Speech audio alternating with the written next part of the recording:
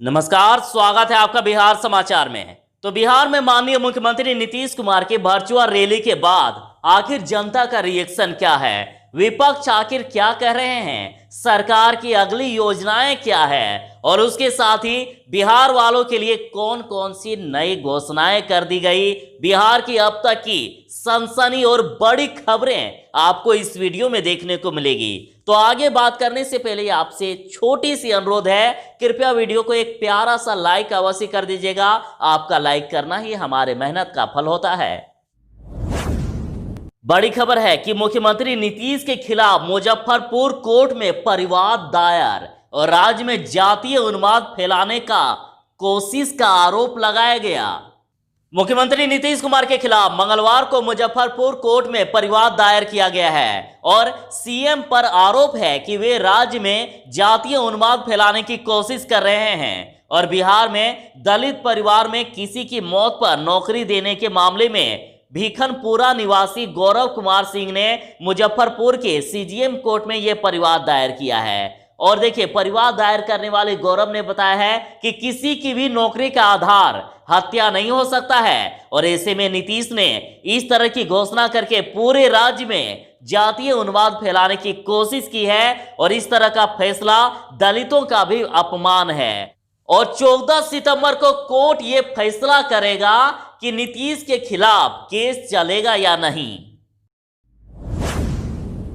बिहार में जांच का दायरा बढ़ाया गया है। प्रतिदिन अभी 1.5 लाख के लगभग कोरोना सैंपलों की जांच हो रही है और आज की रिपोर्ट देखिए, मिल गए 1667 नए कोरोना पॉजिटिव मरीज और संक्रमितों का आंकड़ा 1.5 लाख के भी पार चला गया।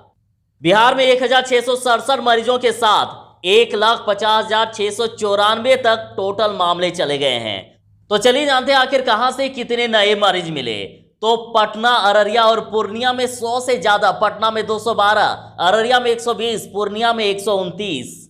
तो वहीं अरवल में 21, औरंगाबाद में 38, बांका में 12, बेगूसराय में 42, भागलपुर में 98, भोजपुर में 20, बक्सर में 34, दरभंगा में 27, पूर्वी चंपारण में 68, गया में 37, गोपालगंज में 57, जमुई में 16, जहानाबाद में 41, कैमूर में 9, कटिहार में 42, खगड़िया में 16, किशनगंज में 33, लखीसराय में 36, मधेपुरा में 53, मधुबनी में 24, मुंगेर में 20, मुजफ्फरपुर में 66, नालंदा में 38, नवादा में 23, रोहतास में 19, सहरसा में 18, समस्तीपुर में 37, सारण में 37, शेखपुरा में 25, शिवहर में 7, सीतामढ़ी में 30, सिवान में 34, सुपौल में 35, वैशाली में 31 और पश्चिमी चंपारण में 62 नए संक्रमितों की पहचान हुई। तेजस्वी यादव ने किया ऐलान कि अगर नीतीश कुमार बिना गठबंधन के चुनाव लड़ेंगे तो उन्हें 10 सीट भी नहीं मिलेगी। तेजस्वी यादव जी ने ट्वीट करके कहा है कि नीतीश कुमार ने 1995 में बिहार में अकेले विधानसभा चुनाव लड़ा था तो मात्र 7 सीट आई थी। 2014 में लेफ्ट के साथ मिलकर लड़े तो मात्र 2 सीट आई। नीतीश कुमार यदि जीवन में कभी भी अकेले चुनाव लड़ेंगे तो प्रतापी चेहरे को दहाई के अंकों में सिमटना पड़ेगा, मतलब 10 सीट भी नहीं आएंगे। कुछ दिन पहले बॉलीवुड के दिवंगत अभिनेता सुशांत सिंह राजपूत को लेकर भाजपा की ओर से जारी पोस्टर ना भूले हैं ना भूलने देंगे के जवाब में आरजेडी ने आज कुछ स्टिकर जारी किए हैं और आरजेडी के ट्विटर हैंडल द्वारा ट्वीट करके कहा गया है कि ना भूले हैं ना भूलने देंगे, ध्यान भटकाऊ हकदंडों से ना असली मुद्दों से भुलाने देंगे। और देखिए, पोस्टर में कहा गया है कि ना भूले हैं ना भूलने देंगे कोरोना काल में किस तरह से मजदूरों पर पुलिस द्वारा लाठी चार्ज करवाई गई। वहीं ना भूले हैं ना भूलने देंगे कैसे श्रमवीरों को बस और रेल दुर्घटना में अपनी जान गंवानी पड़ी और वहीं कैसे लाखों लोगों को सैकड़ों किलोमीटर पैदल चलने के लिए मजबूर किया गया, कैसे 40 लाख से भी ज्यादा बिहार वासियों को आपने मरने के लिए छोड़ दिया था। तो इसे भी ना भूले हैं ना भूलने देंगे।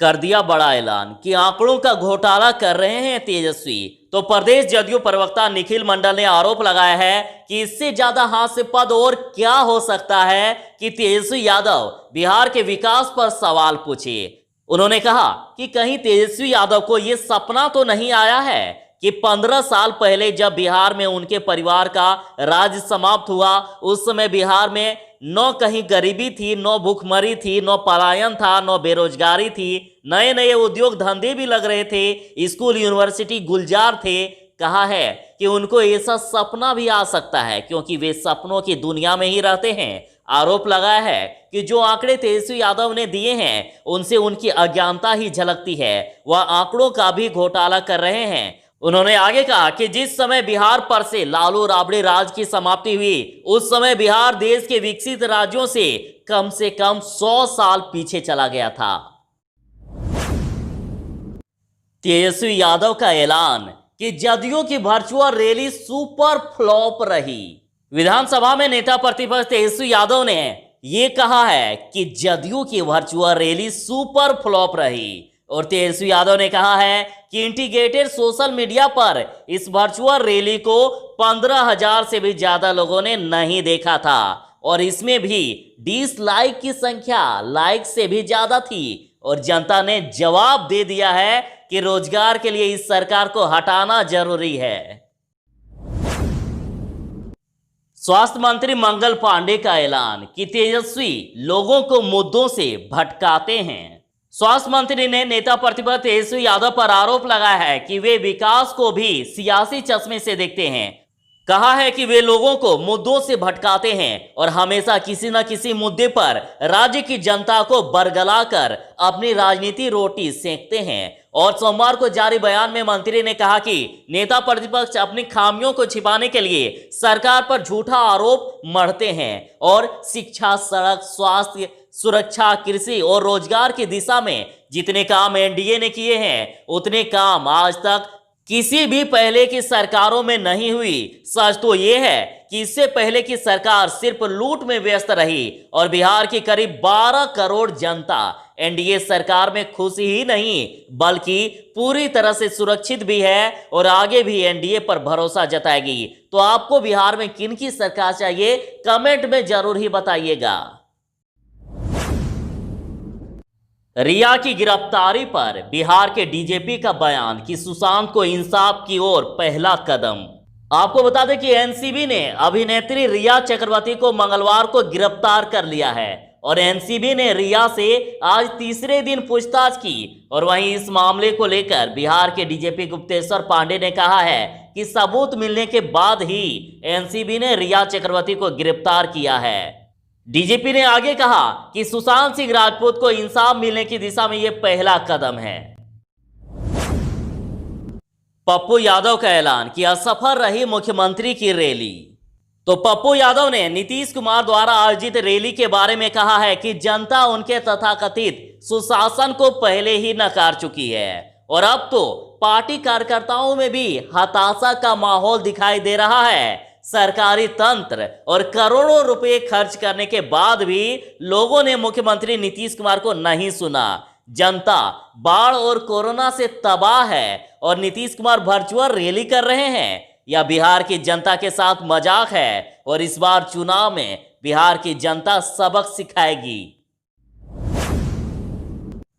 तो आप तो शायद आपको यदि आप बाढ़ पीड़ित क्षेत्र से आ रहे हैं और ये अर्हता रखते हैं तो आपको 6,000 रुपए की राशि मिल गई होगी, क्योंकि देखिए खबर आ रही है कि 16,62,000 बाढ़ पीड़ितों को दे दिए गए हैं 997 करोड़ 50 लाख रुपए तक।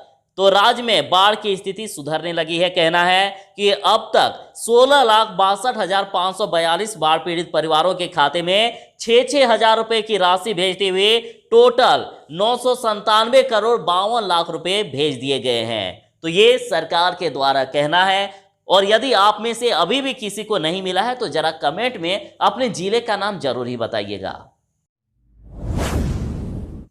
तो सिने अभिनेता सह राज्यसभा सांसद राज बब्बर ने आरोप लगाया है कि बिहार की जनता परेशान है लेकिन सरकार झूठी उपलब्धियां गिना रही है। पूर्व केंद्रीय मंत्री ताकिर अनवर ने कहा है कि बीते 15 सालों में राज्य बेपटरी हो गया है और कहा है कि मनमोहन सरकार में विशेष राज्य का दर्जा मांगने वाले मुख्यमंत्री अब क्यों खामोश हैं।